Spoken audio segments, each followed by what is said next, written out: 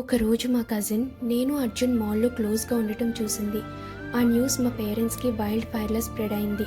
ఆ రోజు తర్వాత నా లైఫ్ మొత్తం మారిపోయింది. అమ్మ నువ్వు మా ట్రస్ట్ని బ్రేక్ చేసావు దివ్య అని బాధపడేవాళ్ళు. నాన్న మాత్రం 3 డేస్ మాట్లాడలేదు. ఆ సైలెన్స్ పనిష్మెంట్ కంటే వర్స్ట్గా అనిపించింది. 4th డే నాన్న కూర్చోబెట్టి మాట్లాడారు. ఆ అబ్బాయి ఎవరు, బ్యాక్గ్రౌండ్ ఏంటి, ఫ్యామిలీ వాల్యూస్ ఏంటి, క్యాస్ట్ డిఫరెంట్, అసలు ఈ అడ్జస్ట్మెంట్స్ వర్క్ అవుతాయా అని అడిగారు. నేను మాత్రం అర్జున్ ఒక సాఫ్ట్వేర్ ఇంజనీర్, తనకు ఒక stable job and loving family ఉంది, అన్నిటికంటే మించి తను ఒక మంచి పర్సన్ అని డిఫెండ్ చేశాను. కానీ మా పేరెంట్స్కి లవ్ మ్యారేజ్ అంటే డిజాస్టర్. అసలు నమ్మకం లేదు లవ్ మ్యారేజెస్ పైన.